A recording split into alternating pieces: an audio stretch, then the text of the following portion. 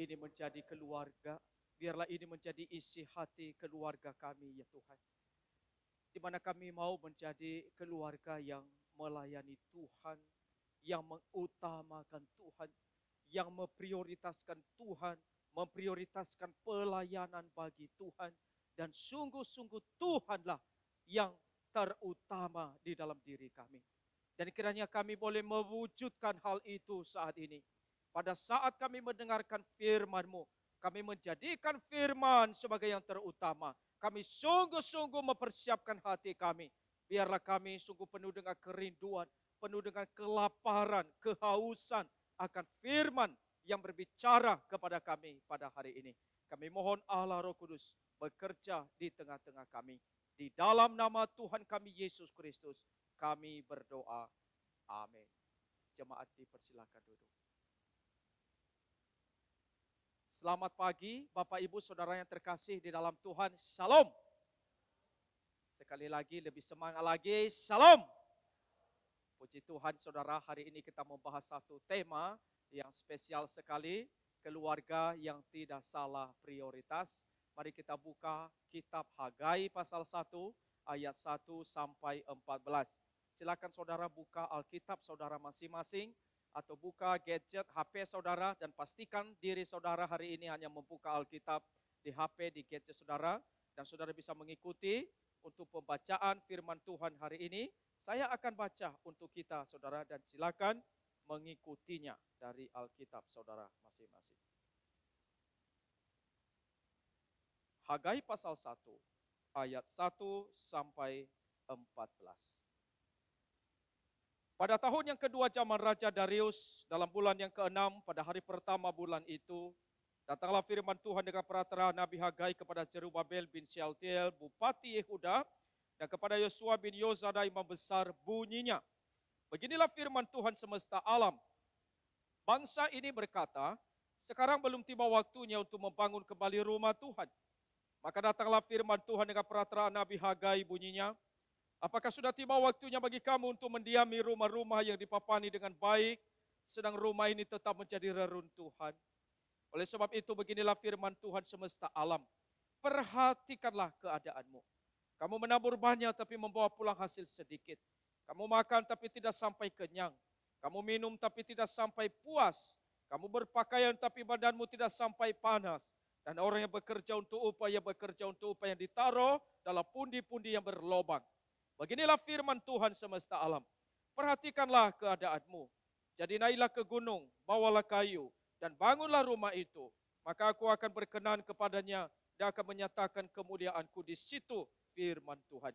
Kamu mengharapkan banyak, tetapi hasilnya sedikit.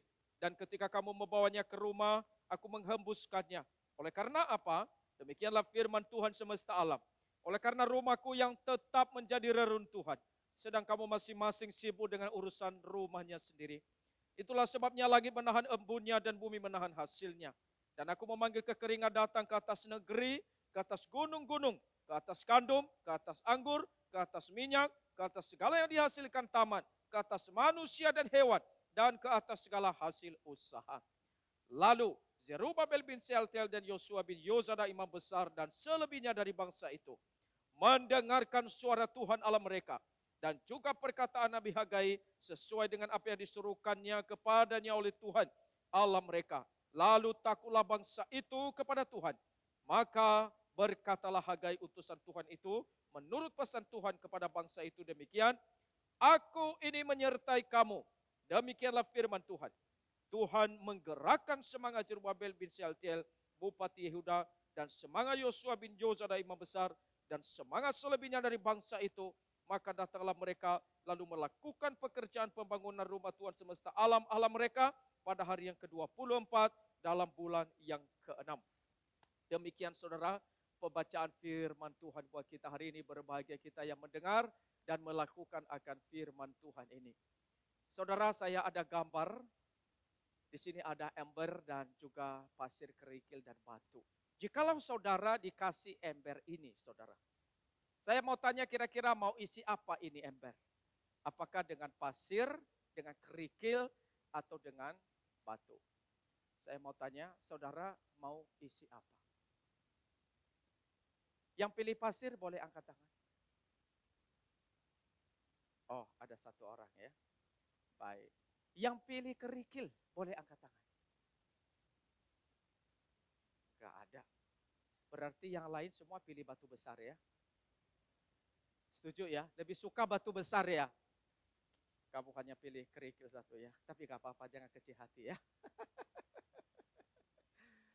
Saudara, andai kata ember ini menggambarkan hidup kita. Dan hidup yang diberi oleh Tuhan ini, kita mau isi dengan apa? Pasir itu bisa menggambarkan hal-hal yang sepele, hal-hal yang tidak berguna. Dan kita bisa masukkan dalam hidup kita. Kerikil itu bisa bicara soal hal-hal yang biasa. Dan batu bisa bicara soal hal-hal yang besar, hal-hal yang utama di dalam hidup. Permisi tanya saudara, hidup saudara diisi dengan apa selama ini? Apakah hidup ini kita isi dengan hal yang utama, hal-hal yang besar, atau hal-hal yang kecil-kecil? Saudara, apa itu hal utama? Hal utama dalam hidup yang paling besar, hidup kita sendiri itu udah besar sekali saudara. Hidup itu tidak ternilai, dunia ini gak bisa bayar satu nyawa. Karena cukup berharga. Tetapi ada yang lebih besar dari hidup. Yang lebih besar dari hidup manusia, itu adalah Tuhan. Dia adalah yang terutama.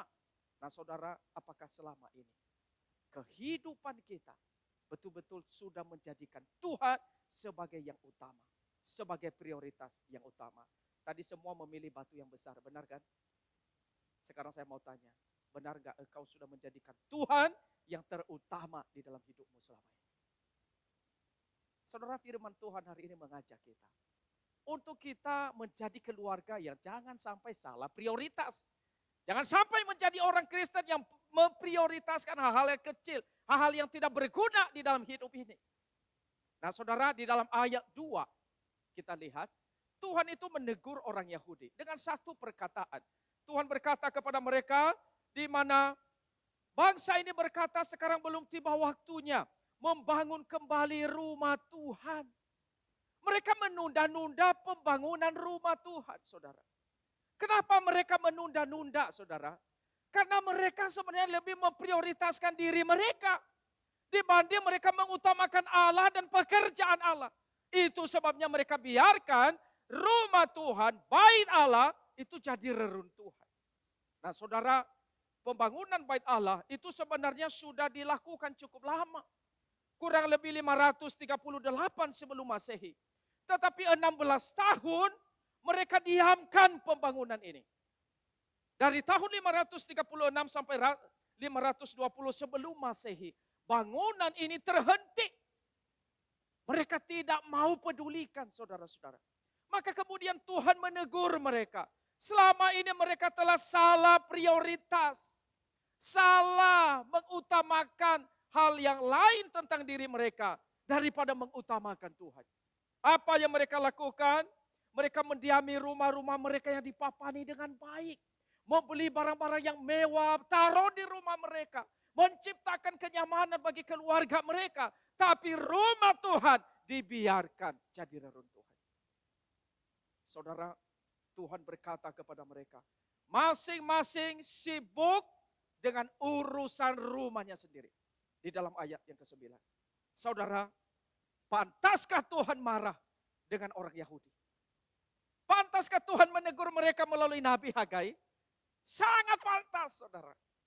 Karena mereka telah melakukan hal yang salah. Maka Tuhan berkata kepada mereka, kamu menabur banyak, tapi kamu membawa pulang hasil sedikit. Kamu makan, tapi tidak sampai kenyang. Kamu minum, gak sampai puas. Kamu berpakaian, badanmu gak sampai panas. Dan seterusnya. Tuhan berkata di dalam ayat 9 kepada mereka, kamu mengharapkan banyak, tapi hasilnya sedikit. Dan ketika kamu membawanya ke rumah, Tuhan menghembuskan. Saudara, kenapa? Di dalam bagian ayat terakhir itu dikatakan, sebab oleh karena rumahku yang tetap menjadi reruntuhan, sedang kamu masing-masing sibuk dengan urusan rumahnya sendiri. Saudara yang terkasih di dalam Tuhan. Seperti yang dialami oleh bangsa Yahudi. Sebenarnya itu bisa juga terjadi pada kita hari ini. Kita sebenarnya bisa menjadi orang Kristen yang lebih mengutamakan diri dibanding mengutamakan Tuhan. Beberapa contoh saya kasih, misalnya saudara, kita lebih mengutamakan kerja kita, bekerja di hari Minggu daripada memilih ibadah di gereja hari Minggu. Banyak orang Kristen, di sekitar kita ada itu saudara. Dia tidak berani tutup tokonya. Tidak berani, tidak berusaha hari Minggu. Karena paling banyak order di hari Minggu. Merasa Tuhan itu bukan yang utama. Yang utama itu pekerjaannya. Dan orang Kristen banyak melakukan hal itu. Hal yang lain kalau kita perhatikan. Ada orang Kristen yang juga barangkali lebih memilih sepedaan, jalan-jalan, healing bersama teman-teman daripada datang ke gereja. Itu yang sering kita lakukan saudara. Dan juga banyak orang Kristen yang memang tidak berdoa, tidak baca Alkitab. Dia tidak melihat itu yang terutama. Ada juga orang Kristen yang ketika diminta untuk pelayanan, dia gak mau melayani. Meskipun dia bisa melayani. Ada orang Kristen yang juga begitu hitung-hitungan dengan Tuhan. Bukan karena dia tidak mampu, tapi dia sangat hitung-hitungan dengan Tuhan. Termasuk di dalam memberi perpuluhan. Meskipun dia mampu, tapi dia tidak mau memberikan. Karena Tuhan bukan yang utama bagi dia. Pendeta Yakub Susabda, saudara, pernah mengatakan, para orang tua perlu hati-hati sekali.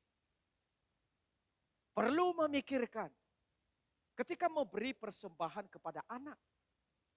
Kalau uang persembahan yang kita beri kepada anak, tidak lebih besar daripada uang parkir yang kita berikan pada tukang parkir. Kalau ini terus dilakukan berulang-ulang, saudara perlu berpikir baik-baik. Karena anak itu bisa saja berpikir, waktu kami makan dengan papa dan mama, kami bisa makan di restoran yang mahal-mahal. Papa mama beliin saya mainan, harganya luar biasa. Tapi untuk urusan persembahan, kok nilainya cuma segini?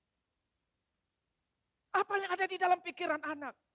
Saudara, anak bisa berpikir demikian. Berarti Tuhan itu bukan yang utama. Tuhan bukan prioritas. Meskipun saya yakin gak semua keluarga seperti ini. Saya yakin banyak keluarga bisa mengedukasi anaknya dengan baik.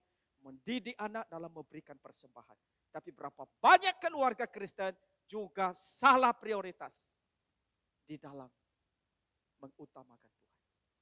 Saudara yang terkasih di dalam Tuhan. Hari ini kita akan renungkan mengapa lebih memprioritaskan diri sendiri dan tidak mendahulukan Allah. Jawaban pertama yang saya akan berikan berdasarkan firman Tuhan hari ini, karena tidak percaya kepada Allah. Karena tidak percaya penyertaan Allah, tidak percaya pada janji Allah. Ini yang terjadi dengan orang-orang Yahudi yang membangun rumah Tuhan, yang membiarkan jadi reruntuhan.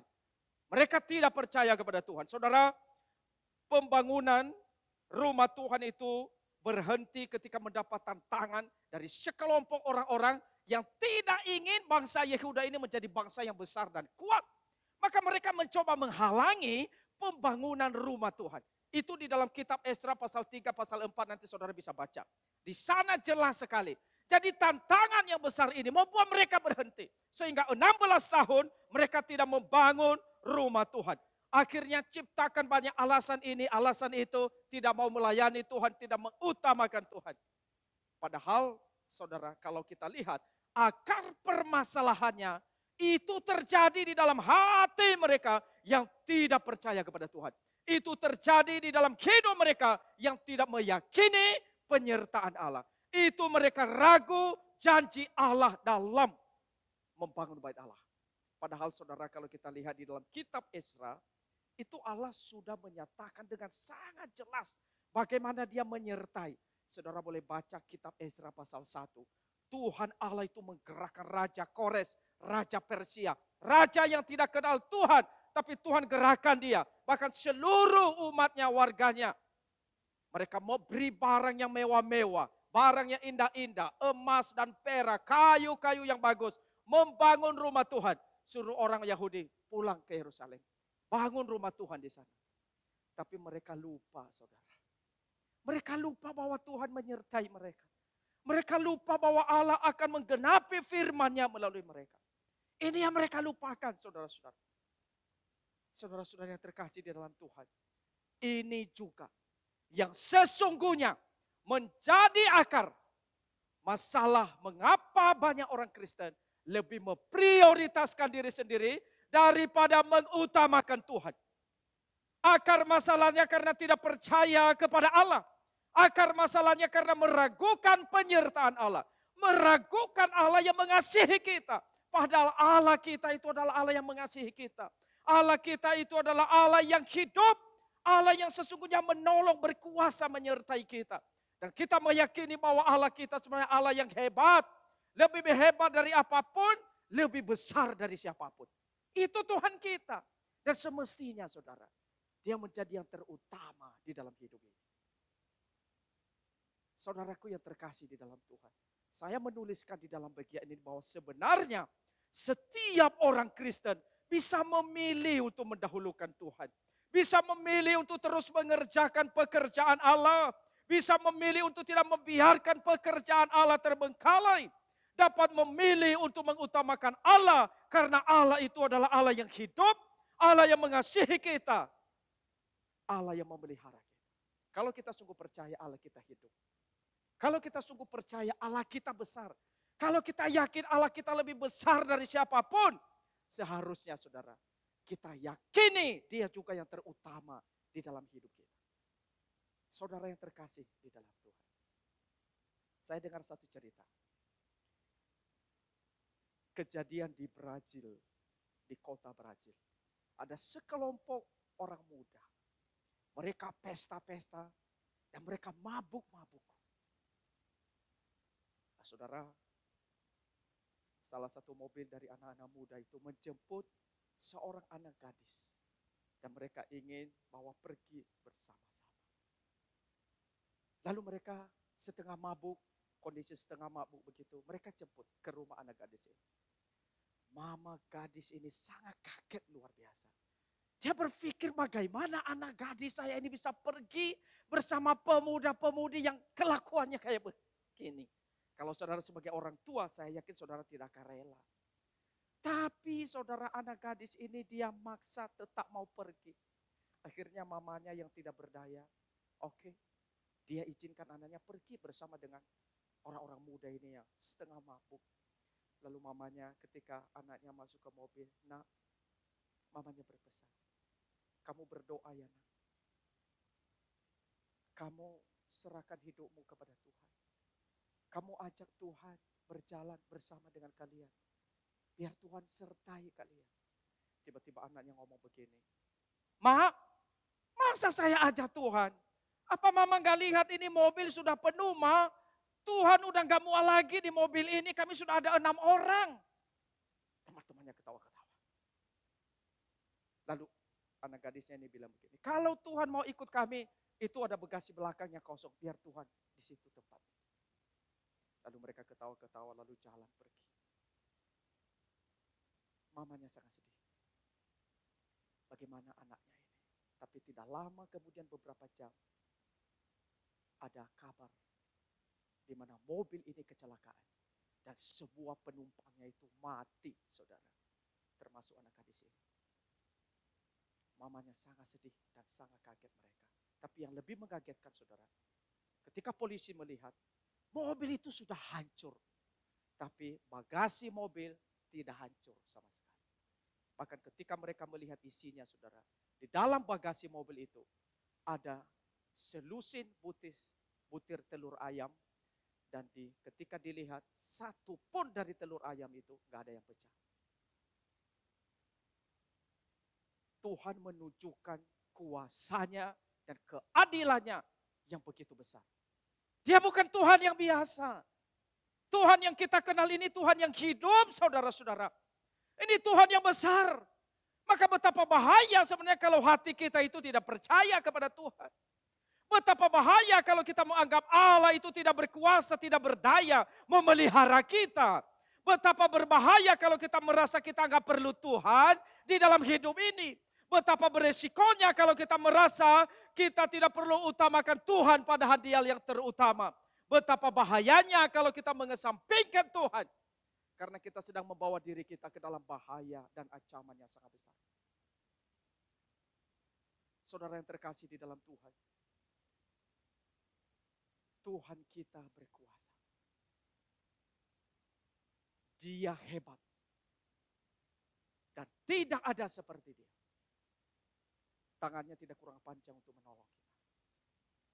Telinganya ini tidak kurang tajam mendengar doa-doa kita. Kalau burung di udara itu tidak jatuh ke bumi di luar kehendak Tuhan. Dan kalau rambut di kepala kita ini terhitung semuanya oleh Tuhan. Saudara, tidak ada alasan untuk kita semuanya meragukan bahwa dia Tuhan yang berkuasa. Tuhan yang hebat yang dapat menolong kita. Maka semestinya kita utamakan dia di dalam hidup ini. Semestinya dia kita prioritaskan. Dia yang terbesar. Dia yang terhebat. Saudaraku yang terkasih dalam Tuhan. Melalui firman Tuhan ini saya mengajak tiap kita. Keluarga kita menjadi keluarga yang memprioritaskan Tuhan. Yang sungguh-sungguh percaya kepada Tuhan. Poin saya yang kedua, saudara. Kenapa lebih banyak orang memprioritaskan diri daripada Tuhan? Karena lebih mengasihi diri sendiri daripada mengasihi Tuhan. Saudara, di dalam bagian firman Tuhan yang tadi diungkapkan itu, ayat yang ke-9. Di sana firman Tuhan mengatakan, kamu harapkan banyak, tapi hasilnya sedikit. Dan ketika kamu membawanya ke rumah, aku menghembuskannya. Oleh karena apa? Demikianlah firman Tuhan semesta alam. Oleh karena rumahku yang tetap menjadi reruntuhan, sedang kamu masing-masing sibuk dengan urusan rumahnya sendiri. Berarti mereka lebih mengasihi diri mereka sendiri daripada mengasihi Tuhan. Itu yang terjadi. Orang yang mengasihi Tuhan, saudara, pasti dia lebih mengutamakan Tuhan, melakukan firman Tuhan. Orang yang lebih mengasihi diri sendiri tidak mungkin dapat melakukan firman Tuhan. Saudara, di dalam Yohanes 14 ayat 15 ini perkataan Tuhan Yesus. Dan perkataan ini sangat jelas buat kita. Jikalau kamu mengasihi aku, kamu akan menuruti segala perintahku. Kalau ada kasih dalam kehidupan kita, kita pasti taat. Tapi kalau nggak ada kasih, saudara, sulit untuk kita mentaati Tuhan. Nah, saudara-saudara, kita sangat bersyukur sekali. Karena orang Yahudi ketika kesalahan mereka itu dibongkar, saudara. Tuhan berfirman melalui Nabi Hagai. Tuhan tegur mereka dengan keras. Tapi kemudian apa yang mereka lakukan? Mereka bertobat. Mereka berubah. Nah, kita lihat saudara ya di dalam firman Tuhan. Ketika mereka ditegur ya, pemimpin mereka dan seluruh bangsa itu bertobat. Di dalam ayat yang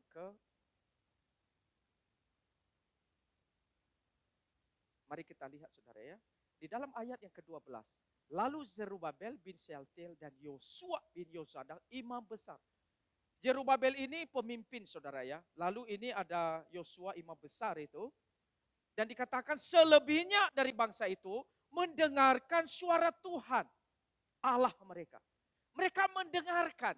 Berarti mereka berubah. Mereka bertobat. Mereka mau taat kembali kepada Tuhan. Mereka kembali kepada kasih yang hilang. Lalu dikatakan, dan juga perkataan Nabi Hagai sesuai dengan apa yang disuruhkan kepadanya oleh Tuhan Allah mereka. Lalu takutlah bangsa itu kepada Tuhan. Mereka jadi takut kepada Tuhan. Mereka jadi hormat kepada Tuhan. Mereka berubah, saudara. Nah, semestinya ini juga yang terjadi kepada kita hari ini.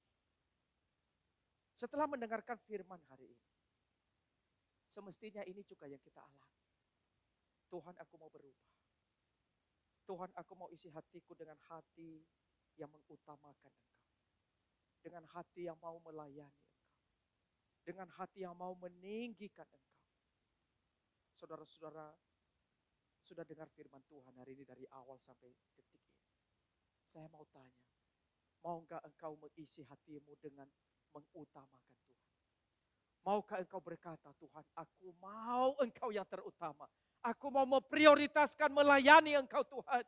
Aku mau berikan hidupku melakukan pekerjaan-Mu Tuhan. Aku tidak mau hidup bagi diriku sendiri. Tuhan, ini aku, pakailah aku. Saudara, ada seorang bapak. Dia jualan balon di pasar. Dan dia ingin anak-anak itu datang ya, bisa beli balonnya dia.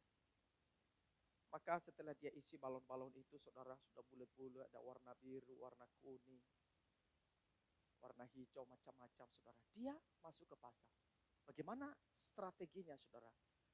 Balon itu dia gunting satu persatu. Balon biru dia gunting. Terbang melambung tinggi ke angkasa. Dia balon kuning digunting lagi. Terbang melambung tinggi ke angkasa. Anak-anak yang lihat mulai pada berdatangan. Beberapa balon dia sudah gunting terbang ke angkasa. Ada tinggal sisa satu balon. Ada seorang anak berwarna kulit hitam mendekati bapak itu. Dan berkata kepada bapak itu, Pak, kira-kira balon yang hitam ini kalau digunting kira-kira terbang juga kan? Si bapak itu bilang, bisa terbang. Digunting sama dia, terbang melambung tinggi ke angkasa. Lalu si bapak itu bilang ke anak yang kecil ini, nah, balon ini terbang bukan karena warnanya, tapi karena isinya di dalam.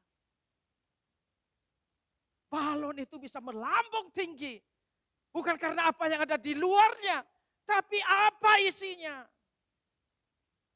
Saudara, hidup kita hari ini, hidup saudara, apa isinya? Saudara diisi oleh apa? Hati saudara diisi oleh apa? Apakah hati yang mengasihi Tuhan? Apakah hati yang percaya kepada Tuhan? Apakah hati yang memprioritaskan Tuhan? Atau lebih di dalam dunia ini? Kalau hati kita diisi oleh hati yang mengasihi Tuhan, saya yakin saudara, hidup kita bisa melambung tinggi. Hidup kita diberkati oleh Tuhan. Mau engkau hidupmu diberkati oleh Tuhan? Siapa yang mau hidupnya diberkati oleh Tuhan? Firman Tuhan hari ini berkata, taruhlah Tuhan di dalam hati. Utamakan Tuhan. Prioritaskan Tuhan. Prioritaskan dia. Saudara, firman Tuhan berkata di dalam Matius 6 ayat 30. Ini satu ayat luar biasa. Cari dahulu kerajaan Allah dan kebenarannya. Maka semuanya itu ditambahkan kepadamu. Saudara, dahulukan Allah. Dan ini bagian yang semestinya kita kerjakan. Sebagai orang-orang yang melayani Tuhan. Dahulukan Tuhan. Utamakan Tuhan. Saya mau tanya hari ini di dalam ibadah ini. Siapa yang mau berkata, Tuhan aku mau mendahulukan engkau? Silakan angkat tangan. Silakan angkat tangan. Katakan sungguh-sungguh di hadapan Tuhan. Tuhan, aku mau mendahulukan engkau di dalam kehidupanku. Puji syukur. Silakan turunkan tangan. Saudara, di dalam gereja kita hari ini, banyak hal membutuhkan saudara. Membutuhkan kita semua. Saudara guru sekolah minggu. Sangat sedikit. Dan membutuhkan pelayan-pelayan di sana. Maukah engkau berkata, Tuhan hari ini aku mau serahkan diriku, aku mau jadi guru sekolah minggu. Di gereja kita hari ini saudara, banyak butuh orang-orang terlibat di dalam tim pelayanan misi, tim pelayanan ibadah, dan berbagai macam bagian lain. Engkau yang hari ini dengar firman Tuhan ini, maka engkau berkata, Tuhan aku mau terlibat di dalam tim pelayanan ini. Aku mau melayani Tuhan. Aku mau menjadi Allah Tuhan. Aku mau memprioritaskan Tuhan. Di gereja ini membutuhkan kita semua melayani. Dan maukah engkau berkata, Tuhan ini aku, pakai aku. Saudara, pada saat kita utamakan Tuhan, Tuhan akan berkati kita. Sebentar lagi kita mau Natal, membutuhkan kepanitiaan. Saudara, ketika dengar firman Tuhan hari ini, saudara dipanggil jadi panitia, jangan keraskan hatimu. Katakan, Tuhan aku mau melayani Tuhan. Di depan ini saudara lihat para pemusik, ini butuh orang-orang yang lebih banyak lagi melayani. Jadi liturgis, butuh banyak pelayan jadi liturgis. Butuh pelayan besuk. Butuh pelayan di dalam diakonia. Pelayanan media. Saudara, kita banyak butuh orang. Siapa lagi yang melayani kalau bukan kita? Mari kita berikan waktu kita, hidup kita seperti firman Tuhan hari ini. Tuhan, aku mau mengutamakan Engkau. Di dalam pasal 2 ayat 20b, saudara, ini firman Tuhan ini ya. Saya nggak tadi baca, tapi saya bacakan buat saudara. Hagai pasal 2 ayat 20b, Tuhan berjanji kepada bangsa Israel. Ketika mereka mengutamakan Tuhan, maka Tuhan berkata, mulai dari hari ini, aku akan memberi berkat. Ketika engkau mengutamakan Tuhan, ketika engkau memprioritaskan Tuhan, Tuhan berkata, mulai hari ini, aku akan memberi engkau berkat. Kalau kita mau mempermuliakan Tuhan, Tuhan tidak tinggalkan kehidupan kita. Biarlah ini boleh menjadi tekad komitmen kita di dalam firman Tuhan hari ini. Mari tundukkan kepala. Saya berikan waktu buat saudara sebentar, boleh ambil waktu berdoa.